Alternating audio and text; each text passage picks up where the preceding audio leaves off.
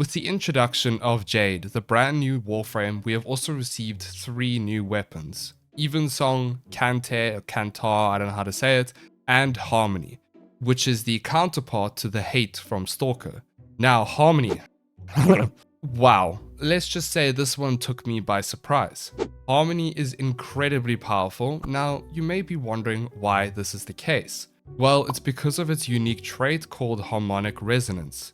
Your heavy attacks condense all status effects that deal damage over time, being your slash, heat, toxin, electricity, and gas, into a single instance.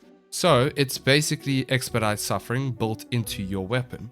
Now, if that wasn't OP enough, if you heavy attack an enemy and then kill them, you will activate harmonic resonance, which will increase your status duration for you and your allies by 30% for 30 seconds. So, as an innate feature on this melee, you get expedite suffering, allowing you to deal insane amounts of damage with the dot effects, and you also get a passive buff that increases the duration of those status effects, which in turn means you get even more damage from this passive. Because ultimately, the longer the damage over time effects are on the enemies, the more damage you do. Yeah, you see what I'm seeing here. Before we go further into how we can do these insane amounts of damage that I've just demonstrated, let's go over everything else regarding this weapon. You can get Harmony's blueprint from either doing the new Ascension game mode on Brutus. Alternatively, as you complete this game mode, you will farm vestigial motes, which can be handed into Ordis in the Larunda Relay. If we have a look at these weapon stats, it's honestly not too horrible. We have base 20% crit chance, 2.2 times critical damage multiplier, and a 36% status chance, which is actually pretty decent. The only thing I don't like is the fact that Puncture has a higher weighting than Slash, but it's not the end of the world with the setup that we run. The Puncture is actually okay considering the current meta and what it offers us now with the previous status change. However, in this case where the unique trait is what it is, a higher Slash weighting would have been golden here. So the stats are not horrible, we can work with this. Before we go into how we can do so much damage, I do want to add that when you use all 3 of Jade's signature weapons, they synergize with each other really well. Each of them have their own buffs that they give you, but when you activate all 3 of them, you will then get one big buff that lasts for 60 seconds, and it will double the effect of all the buffs. This means that if you are using only Harmony to kill all your enemies and equipping the other 2 weapons, you can proc all 3 buffs, and then Harmonic Resonance will have a 60% increase in duration as opposed to the 30%, and the buff will last for 60 seconds. Now, let's actually go into how we do so much damage with this weapon. There are 2 ways.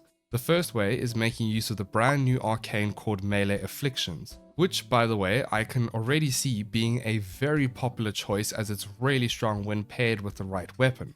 Enemies affected by status effects gain 6 additional stacks when they are either knocked down or flung by melee attacks. You read that correctly. Enemies get 6 additional stacks of the status effect you have modded for on your weapon. Which means if you mod for, let's say, heat for example, you can build up your slash and heat procs really easily with this arcane. Now, in this case with Harmony, it's a scythe. So if we pair it with the Reaping Spiral stance, we can easily lift enemies and fling them around. Once the enemies are lifted, you hit them a few times, stacking up your status effects, and of course, we are making use of Tenakai to heavy attack them to consistently proc the unique trait of Harmony, which will in turn drastically increase our damage to one-shot your enemies, doing millions of damage per heavy attack. The only downside of this arcane is if you are faced with enemies that have overguard, you can't lift them up or knock them down until the overguard is broken. However, even without Melee Affliction, the unique trait from Harmony does more than enough to one-shot Eximus units with ease.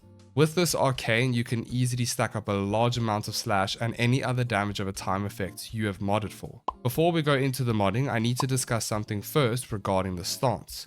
You see, when it comes to melee stances, they have a bunch of different animations for the type of movement you are doing. For example, a neutral attack where you aren't moving and attacking, an attack animation when you are moving forward, a block attack, a slide attack, a heavy attack, and so on. With regards to Reaping Spiral, the only animations that will lift enemies will be the neutral attack where you aren't moving forward but you are attacking, and the block attack. The block attack will happen when you're holding down the block key, obviously. So keep this in mind if you're using Melee Affliction. It might take a bit of getting used to as you probably just want to walk forward and attack, but you are still moving forward slightly when you're attacking, in the neutral animation. If you could smash that like button, as it really helps me out with the algorithm, thank you so much.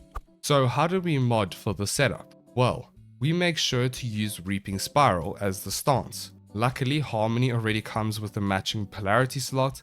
We do this so we can guarantee lifting up enemies with ease, allowing us to proc melee affliction as much as possible. We want to then make use of any Tennokai mod. I did use Discipline's Merit because I prefer the more consistent Tennokai attacks, but this is flexible to what you like. We then go for heavy attack and crit damage, which will be Killing Blow and Amalgam Organ Shatter, and then we go Weeping Wounds, so we apply more status effects as we stack up our combo.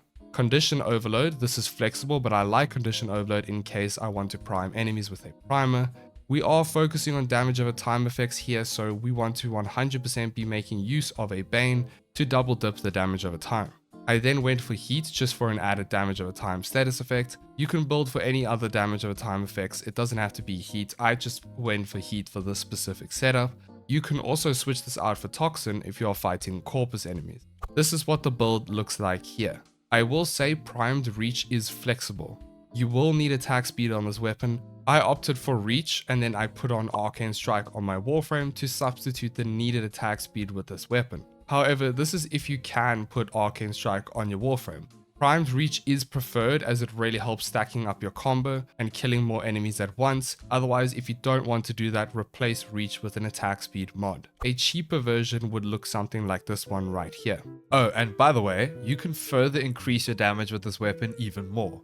By simply dropping the Heat mod and making use of Lasting Sting, this will increase the duration of your slash procs even more. This basically means you will have a further 140% increased status duration. Pairing this with your unique trait, you can see how much damage will be dealt. And on top of this, we also have a new mod called Melee Elementalist, which will again buff our damage significantly. With these two mods, this weapon does even more damage on the heavy attacks. I personally think it's overkill, but it is an option if you are wanting to see damage numbers in the hundreds of millions more consistently. Now you may be wondering what frame would be good with this weapon. Well, if you weren't thinking about it already, Kulovo is perfect. Let's face it, he makes any melee weapon amazing with his third ability, but with this specific weapon, it's extra satisfying because of the Harmony's unique trait. And of course, for Runa, the melee queen makes this weapon do even more damage with her second ability. Not that the damage is needed, but does this weapon work insanely well with Nezha and the Divine Retribution augment. It is super satisfying the damage numbers you get with this build and this weapon.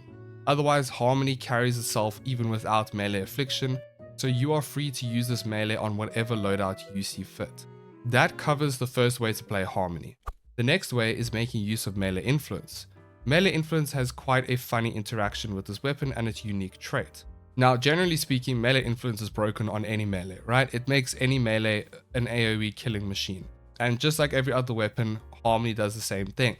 However, the difference is because of the unique trait, it scales the damage a lot quicker and a lot more. You see, in order for you to proc melee influence, you just need to mod for electricity.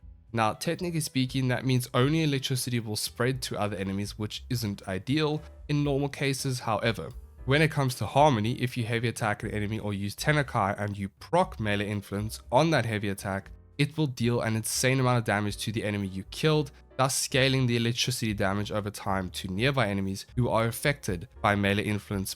This is dependent on if melee influence procs off the heavy attacks from Harmony if you are wanting to see the big boy damage numbers. Like I said earlier, this happens with every other melee. It isn't a unique interaction per se, it's just that Harmony allows you to scale it a bit quicker, especially when you are at max combo because of how good the unique trait is. In terms of how we build this setup, it's the exact same as the previous one, we just mod for electricity, that's the only difference. And this applies for the budget build as well. That pretty much concludes the two main ways to play Harmony. I will say Harmony is so strong that you can even use whatever melee arcane you want, or none at all. The unique trait in itself carries this weapon. It is honestly so satisfying to see the damage numbers you get from this melee. I will say it does baffle me how well her unique trait synergizes in terms of the free expedite suffering and an increased status duration. Like I mentioned earlier, you can even make use of Lasting Sting to increase your damage, but I personally think it's a little overkill as you do more than enough damage with this weapon as it is. My final thoughts on Harmony, well, it took me by surprise. I can definitely see it being used often, and I'm confident it is going to be one of the best melees in Warframe. Unless DE decides to change the unique trait, which I personally don't see them changing it. Otherwise, I would highly recommend getting her melee because, yeah, it's very, very strong. Her bow and her secondary is kind of mid in my opinion. I mean, her bow is strong in the sense her unique trait allows enemies affected to literally do no damage to you at all. So if you can keep up the puncture procs on enemies, you won't die. But outside of that, it's more of a stat stick with extra multi-shot. I don't think I'm going to make a video on them. I actually just wanted to focus on Harmony as this one was the best weapon by far and probably one of the best new signature frame weapons in a while. I hope you guys enjoyed this video. If you're wanting to learn how to play Jade, I have just made a video on her if you would like to go and check that one out. Thank you so much for watching, and as always, a massive thank you to all of our channel members. You guys are amazing. I'll see you all in the next one.